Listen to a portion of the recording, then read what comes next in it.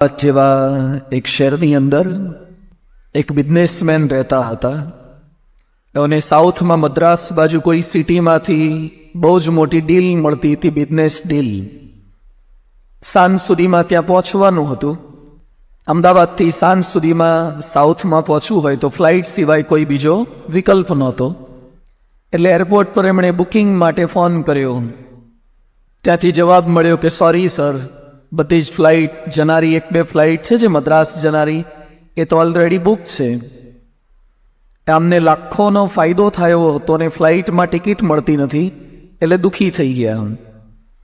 થોડીક વાર પછી સામેથી ત્યાંથી ફોન આવ્યો કે યુ આર લકી, એકનું કેન્સલેશન થયું છે અને તમને ટિકિટ મળી જાય છે. એટલે પાછા સુખી થઈ ગયા, આનંદમાં આવી ગયા. પોતાની કાર લઈને એરપોર્ટ બાજુ જતા હતા ત્યાં રસ્તામાં ટાયરમાં પંક્ચર પડ્યું, એટલે પાછા દુઃખી થઈ ગયા. ત્યાંથી એક ઓટો રિક્ષાવાળો પાસ થયો કે કેમ મૂંઝાયેલા છો? એ કે પ્લેન પકડવાનું છે અને ટાયરમાં પંક્ચર પડ્યું. એ કે બેસી જાઓ રિક્ષામાં, હું પહોંચાડી દઉં. રિક્ષામાં બેસી ગયા અને રિક્ષા ફૂલ સ્પીડમાં અમદાવાદનો રિક્ષાવાળો લઈ જતો હતો. પાછું એરપોર્ટ દેખાવા લાગ્યું એટલે પાછા શું થઈ ગયા? સુખી થઈ ગયા, આનંદમાં આવી ગયા. ત્યાં રસ્તામાં રેલવેનું ફાટક બંધ થઈ ગયું, એટલે પાછા દુઃખી થઈ ગયા. રિક્ષાવાળો કે ચિંતા ના કરો, અંડરબ્રિજનો રસ્તો મેં જોયો છે. એટલે અંડરબ્રિજમાંથી કાઢ્યા અને ફરતી પાછું એરપોર્ટ નજીક દેખાવા લાગ્યું, એટલે પાછા કેવા થઈ ગયા? સુખી થઈ ગયા. એરપોર્ટ પર પહોંચ્યા ને બોર્ડિંગ માટે પ્રશ્ન કર્યો. ત્યાંના માણસે જવાબ આપ્યો, sorry sir, you miss the flight. Flight તો ઉપડી ગઈ છે, તમે ચૂકી ગયા છો. એટલે કેવા થઈ ગયા? દુઃખી થઈ ગયા. વેઇટિંગમાં બેઠા હતા, ન્યૂઝ રિલે થતા હતા ટેલિવિઝન પર. એમાં ન્યૂઝમાં એવું બતાવવામાં આવ્યું કે થોડીક મિનિટ પહેલા જે પ્લેન ઉડ્યું હતું એ આકાશમાં એક્સિડન્ટ થઈ ગયો ને બધા જ મરી ગયા. એટલે હવે આ કેવા થઈ ગયા? સુખી થઈ ગયા. માણસનું ગમતું થાય ત્યારે સુખી, અણગમતું થાય ત્યારે દુઃખી. આપણે સવારના સેશનમાં બેઠા હતા અને જેવી જમવાની જાહેરાત થઈ તો કેવા થઈ ગયા? સુખી. અને મંદિરમાં જઈને લાઈનમાં ઊભા રહેવું પડ્યું તો જેવા ત્યાં પહોંચ્યા અને હાથમાં ડીશ આવી એટલે પાછા સુખી. ખાવાનું ચાલુ હતું ત્યારે સુખી, પણ એમાં દાળ ખોટી ગઈ ને ભાત પડ્યા હતા અને પાછું ફરથી ખાતા ખાતા લાઈનમાં ઊભા રહેવું પડ્યું એટલે દુઃખી. જમીન બહાર નીકળ્યા, ફ્રેશ થઈ ગયા, પાછા સુખી. અને ભર બપોરે 2:15 વાગે કથા સંભળાવે એટલે કેવું થાય? દુઃખી. આપણા જીવનમાં જ્યારે ગમતી ઘટનાઓ બને છે ત્યારે આપણે બધા સુખી જ હોઈએ છીએ. કેટલાક લોકો લગ્ન પહેલા સુખી હોય છે અને લગ્ન પછી દુઃખી થાય છે. છોકરાઓ મોટે ભાગે સોમથી શનિમાં દુઃખી ને રવિવારે સુખી. દરેક માણસની વ્યાખ્યાઓ બદલાયા કરે છે. નવા કપડાં જ્યારે આપણે લીધા હોય, નવા કપડાં પહેરો તમે એટલે સ્ટોર રૂમ, ત્યાં સ્ટોરમાં જાય, શોરૂમમાં, એમાં ડ્રેસિંગ રૂમ જેવું હોય, અંદર જાઓ ત્યારે નવા કપડાં પહેરો ત્યારે કેટલા ખુશ હોય, જાતે ને જાતે મલકાતા હોય. કારણ કે અંદર અભિનંદન આપવા વાળું કોઈ હોય નહીં. એટલે અરીસામાં આપણો જ ચહેરો જોઈને આપણા જ વખાણ આપણે કરીએ, અદ્ભુત લાગે, સખત લાગે છે. પણ થોડાક દિવસ આપણને સખત લાગ્યું, ફરતી પાછા કપડાં જૂના થાય એટલે પાછા દુઃખી. અમુક લોકો એ શર્ટ ફાટે એના માટે પ્રયત્ન કરે કે હવે આ ફાટે તો સારું, તો નવો આવે. જેમાં તમને આનંદ આવતો હતો એ દુઃખનું કારણ કેમ બની ગયું? જીવનની અંદર સતત દુઃખ અને સુખ એ પેરેલલ ચાલ્યા કરે છે.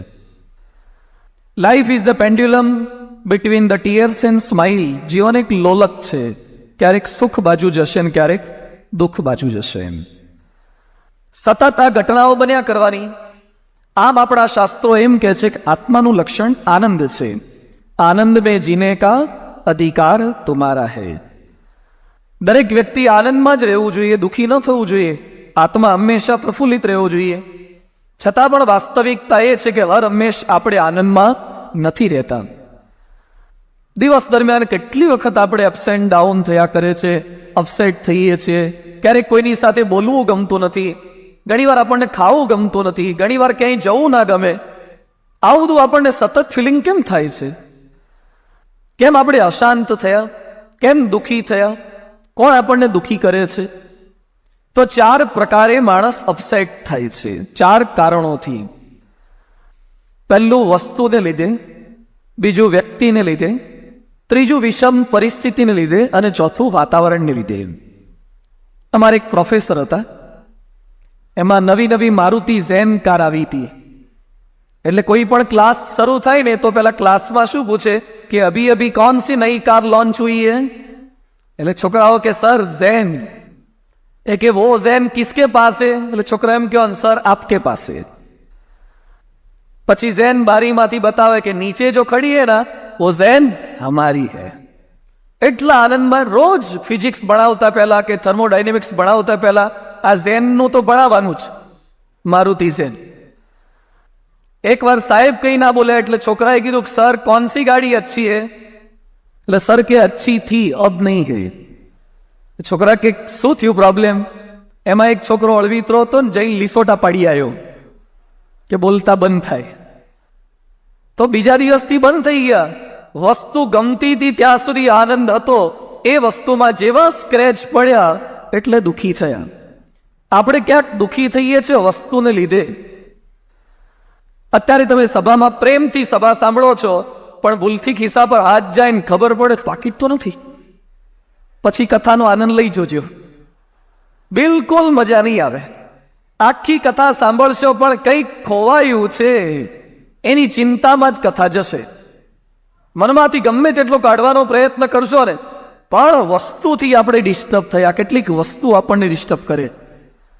દાળમાં ઓછું મીઠું કે વધારે પડતું મીઠું, એક આટલું મીઠું, ચપટી મીઠું, એ આપણને ડિસ્ટર્બ કરી શકે. ટેલિવિઝન આપણું અને રિમોટ કંટ્રોલ કોકના ઘેર. આપણા ટેલિવિઝનમાં કઈ ચેનલ બદલવી એનું રિમોટનું સેન્સર એક મીઠા પાસે હોય. આવડું ચપટી મીઠું એ આપણને દુઃખી કરી શકે. જેમ્યા પછી મુખવાસ ના મળે, આટલો મુખવાસ, એક હથેળીમાં સમાય એટલો મુખવાસ આપણને રાજી કરે અને ક્યારેક કુરાજી કરે. તો માણસ સુખી થાય છે કે દુઃખી થાય છે? વસ્તુઓને લીધે થાય છે. બીજું કારણ છે વ્યક્તિઓને લીધે દુઃખી થાય. રાજકોટના એક બાઈ મને મળવા માટે આવ્યા. મને કે સ્વામીજી ઘરમાં ગમતું નથી. ક્યાં રહો છો? એ કે આ બાજુ દૂર કોઠારી આ બાજુ. કીધું ત્યાં ના ગમતું હોય તો કાલાવાડ રોડ પોશ એરિયા છે, ત્યાં નવું મકાન લઈ લો, સારા એરિયામાં આવી જાઓ, ઘર બદલી નાખો તો કદાચ રાહત તે. મને કે ઘરવાળા એ ગમતા નથી. હવે મારે તો કઈ કહેવાય નહીં. એ કે છોકરા એ ગમતા નથી. એટલે બધું આવું થાય. ઘણી વાર ઘરમાં વધ પક્ષ ચાલતા હોય ને ત્યારે આવું ઘણા બોલતા હોય. ઘણા હરિભક્તો અમને આવે કહેતા હોય સ્વામી ખરેખર તમે સુખિયા થઈ ગયા, આમાં પડવા જેવું જ નહોતું. એટલે અમને ખ્યાલ આવી જાય કે અત્યારે ઘરમાં ઓટ આવી લાગે છે અથવા વધ પક્ષ ચાલુ થયો લાગે છે, એટલે આ બધી જ્ઞાનની વાતો થાય છે. એટલે બધું આ થોડીક એલર્જી જેવું થયું હશે. તમે એક કામ કરો, રાજકોટમાં એન્ટર થતા આજી ડેમ આવે છે, એ આજી ડેમ જોઈ આવો તો થોડાક ફ્રેશ થઈ જાઓ, રિફ્રેશમેન્ટ મળે, માનસિક ચેન મળે, બદલાવ આવે. મન કે તમે તો આજે ડેમ જોવાની વાત કરો, મન 6 મહિનાથી ડેમ જ દેખાય છે. બધું કેમ? એ કે પડીને મરી જવું છે, આત્મહત્યા કરવી છે. તમે કામ ધંધો શું કરો છો? એનેસ્થેટિક ડોક્ટર છે, 2.5-3 લાખ રૂપિયાની પ્રેક્ટિસ છે. તો મરી કેમ જવું છે? એ કે મારા પછી હમણાં જુનિયર ડોક્ટરો થયા અને બાજુમાં પ્રેક્ટિસ ચાલુ કરે, એની પ્રેક્ટિસ વધારે કેમ ચાલે છે? આપણે દુઃખી થઈએ છીએ વ્યક્તિઓને લીધે. કોઈક વ્યક્તિ આપણને દુઃખી કરે. અમારે ત્યાં એક છોકરાને બાઇક લેવું હતું, એટલે મને કે સ્વામી પપ્પાને કહેજો ને બાઇક લાવી આપે, સાયકલ બહુ ફેરવી, હવે કોલેજમાં આવી ગયો. એટલે મેં એના બાપને બોલાયા, છોકરો કોલેજમાં આવી ગયો છે તો જો બાઇક લાવી આપો તો સારું. મારે આગ્રહ તો કરાય નહીં, આપણે વિનંતી કરવાની, તમે લાવી આપો તો સારું. મને કે સ્વામી મારી તૈયારી છે, લાવી આપીશ. એટલે એને હીરો કે હોન્ડા જે કી આવે 50-60 હજારનું એવું બાઇક લાવી દીધું. મારી પાસે પૂજન કરાયું, એટલો રાજી થઈ ગયો. પછી તો મંદિર કેમ્પસમાં કોઈ ઊભું ના હોય તોય હોર્ન મારે. નવું બાઇક આવ્યું હતું એટલે બધાને પેંડા ખવડાયા અને બાઇકની ચાવી અહીંયા કંદોરાની જેમ લટકાયેલી રાખે, બધાને બતાવે. એટલો રાજી, એટલો સુખી હતો ને. મહિના પછી પાછો દુઃખી થઈ ગયો. એમાં કારણ શું થયું? મંદિરે તો ગાડીઓ પ્રસાદી કરવા આવતી, એમાં એક છોકરો પૈસાદારનો R15 બાઇક લઈને આવ્યો, 1.25 લાખ રૂપિયાનું. અને એમાં પેલો જે હીરો હોન્ડા વાળો છોકરો છે ને દૂર ઉભો, તે મેં નજીક બોલાયો, જો આને બાઇક કહેવાય. એટલે દુઃખી થઈ ગયો. મને કે સ્વામી પ્રાર્થના કરજો ને મારે આવું આવે ને. હા